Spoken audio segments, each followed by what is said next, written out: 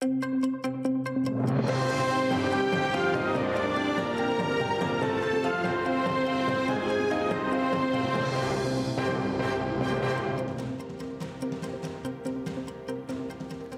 година. Час новин на ТР. Ви дивитеся «Заман», 9 лютого, 1443-й день анексії Криму. Студія Скандер Маметов.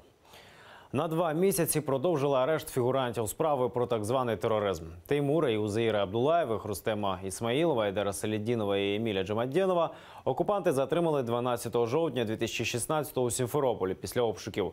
Звинувачують у причетності до забороненої в Росії організації Хізбут Тахрір. Як тривало засідання у підконтрольному Кремлю Верховному суді Криму, дізнавалися наші журналісти. «Поверніть мені мого тата» – з таким плакатом до суду прийшов син Еміля Джамадінова Юсуф. Йому 6 років. Його мама, дружина політв'язня Ліана Ханум, каже, син сумує за батьком і сподівався сьогодні його побачити. У родині Джамадінових 3 неповнолітніх дітей. Всі вони чекають на батька.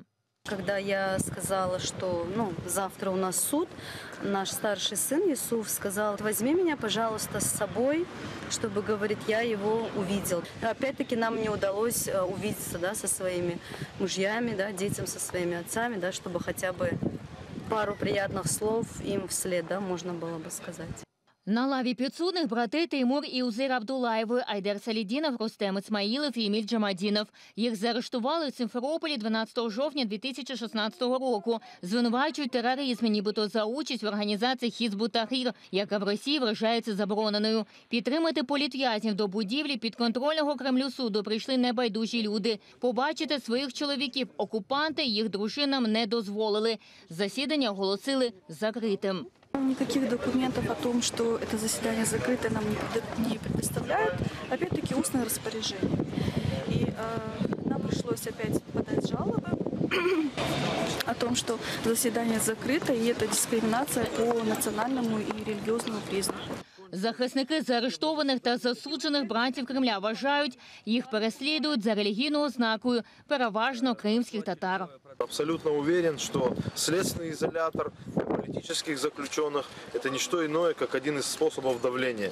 Потому что никогда ни в одном суде еще ни следователь, ни прокурор действительно не представил ни одного доказательства того, что эти люди могут скрыться, могут там кого-то запугать, напугать, еще как-то препятствовать. Хочу передать слова Джамаденова Эмиля. Он сказал, что сегодня я в клетке, завтра все может поменяться, как в истории бывает. И в сложившейся политической ситуации он считает, что это произойдет очень быстро, так как по образованию он политолог, и эти все процессы он, скорее всего, прослеживает очень аккуратно. Вже за традицією всі клопотання адвокатів з боку окупаційного суду відхилили. 5 кримським татарам Теймуру та Узеїру Абдулаєвим, Айдеру Салідінову, Рустему Ісмаїлову та Емілю Джамадінову продовжили термін тримання під вартою до 11 квітня. У СІЗО вони вже 1,5 роки. Ельвіна Сідбулаєва, Олег Терехимович, Заман, АТР. Підконтрольний Кремлю Верховний суд Криму без попереджень скасував розгляд апеляційної скарги у так званій справі Веджія Кашка. Причина – нібито недопрацювання і помилки в документах. Біля будівлі суду зібралися родичі фігурантів так званої справи про вимагання, а також небайдужі співвітчизники. Мы обратились в 102-й кабинет, где нам сказали, что дело снято с сегодняшнего и отправлено в суд первой инстанции. Когда мы попытались узнать, почему, я подошла к следователю. Следователь это объяснил тем, что есть какая-то недоработка в деле. Сегодняшнее заседание по рассмотрению наших апелляционных жалоб опять было отложено в связи с тем, что вчера дело было возвращено повторно в суд первой инстанции для устранения каких-то там недочетов и нарушений. Опять же, нас никто не предупредил об этом. Когда они назначают, они по телефону звонят, а вот как что-то возвращается, адвокаты, как всегда, об этом не знают. А когда будет заседание по существу апелляционных жалоб, нам неизвестно, нам никто об этом не сообщил. Бакіра Дегерменджі, Асана Чапуги, Казіма Аметова та Руслана Трубача окупаційні силовики затримали торік, 23 листопада, в одному з кафе Сімферополя. Їх звинуватили у начебто вимаганні грошей у громадянина Туреччини. Під час цієї спецоперації ОМОНівців ветерану Кримсько-татарського національного руху Веджія Кашка стало зле, її серце зупинилося у кареті швидкої. Міністерство закордонних справ України вимагає від Росії негайно допустити українських або іноземних лікарів з СІЗО до Павла Гриба. Як розповів батька Павла, Ігор Гриб, днями побачитися з його сином вдалося адвокату. Вона розповіла, що Павло погано виглядає, він ще більше схуд, йому не надають медикаментів. Українському МЗС ненадання медичної допомоги Павлові Грибу розцінюють як форму тиску на нього для отримання необхідних слідству свідчень. Ті інформації, яку ми маємо, те, що Павлу продовжують не надавати медичні препарати, які йому життєво необхідні для підтримання більш-менш дієвого стану організму. Я хочу нагадати, що у Павла дуже рідкісна хвороба, дуже сильна, яка потребує постійного прийому медикаментів і визначеного уходу, який має бути. Працівники слідчого ізолятору і слідчі, скажімо так, обмежують, максимально обмежили всі контакти, не надають ні зустрічі ні з батьками, ні з консулом. Павло Гриб зник 24 серпня у Білорусі. Туди він поїхав на зустріч з дівчиною, з якою познайомився у соцмережах. Потім він зник. Згодом у вересні стало відомо, що його викрила ФСБ, і Павло Гриб перебуває у слідчому ізоляторі міста Краснодар. В Росії його звинувачують у тероризмі. Генеральна прокуратура України відкрила провадження через зникнення українця. Не український Крим. На сайті міжнародного перевізника DHL у переліку українських міст жодного кримського. Натомість Сімферополь легко можна знайти у розділі Російська Федерація. Українські правозахисні організації таку ситуацію називають порушенням Конституції України та неповагою до територіальної цілісності держави. Рада громадської безпеки звернулася до українського МЗС. У представництві президента України в Автономній Республіці Крим про ситуацію з DHL знають і обіцяють ініціювати санкції і до конкретного перевізника, і до інших компаній, які незаконно працюють у Криму.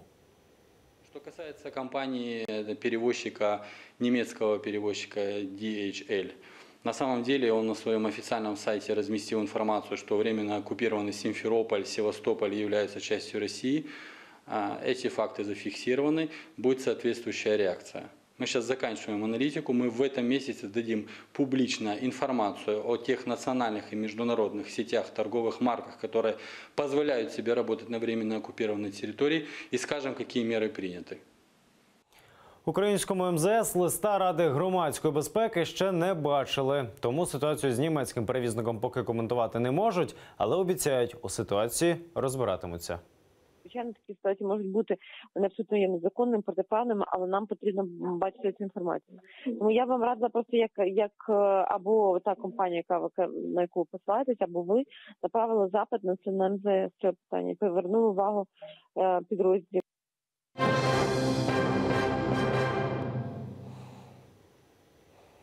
У південно-корейському Пхьончхані завершилася урочиста церемонія відкриття зимових Олімпійських ігор. Олімпіаду відкрив президент Південної Кореї Мун Чже Ін. На святі з прапорами пройшли спортсмени з 92 команд.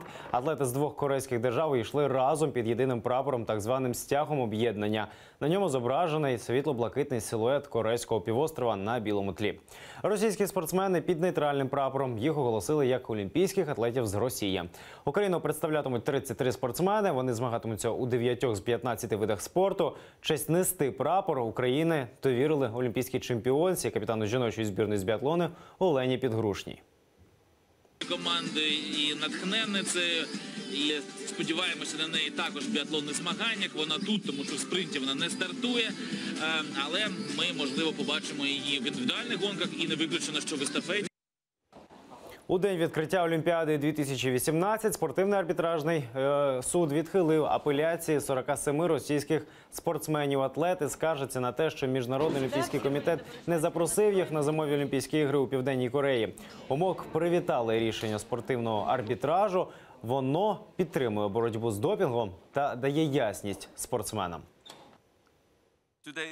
Спортивний арбітражний суд не знайшов у діях МОК дискримінації та несправедливості, на які вказував захист російських атлетів. Ми вважаємо, що список, за яким все-таки запросили російських спортсменів, не є санкційним, радше прийнятним. У Києві також підняли олімпійський прапор. Несли його спортсмени, які на попередніх Олімпійських іграх здобули Україні призові місця. Підняли стяг на площі перед Київською облдержадміністрацією. Реальні претенденти на медалі цього року – це біатлоністки Юлія Джима, Віта і Валентина Семеренко, наша жіноча біатлонна четвірка в естафеті та майстер фрілансу в лижній акробатиці Олександр Абраменко. Кожен спортсмен, всі очікують, щоб отримати золото і тренуються тільки на золоті нагороди. Побажаю перемог всім. Сподівання дуже великі. Ми розраховуємо на активну участь наших спортсменів на 23-й Олімпіаді в Пхьончхані. Також ми розраховуємо на медалі. Кримчани, незалежно від віку та професії, сходяться на думці, ці спортивні змагання дуже заполітизовані. Але ігри дивитимуться виключно через спортивний інтерес. Хоча при цьому, зізнаються, зацікавленість значно знизилася. Интересно будет посмотреть на выступления российских спортсменов, потому что после вот этих вот всех многочисленных конфликтов, всяких судов, будет интересно посмотреть, отразится ли это на самих выступлениях, потому что, несмотря на то, что запретили, спортсмены, они все равно тренировались. Да я уже смотрю, как сказать, в печали в некоторых. А? Ну, потому что вне формы, вне флага, ну, то есть вне гимна, это, в общем-то, ну как, из интереса к спорту смотрю. Нет, не буду. Ну, я не особо интересуюсь спортом. Це всі новини на цю годину. Не пропустіть наступний випуск «Заман кримсько-татарською» менш ніж за годину. Далі на ТР Олег Борисов з програмою «Бугунь». Залишайтеся з нами.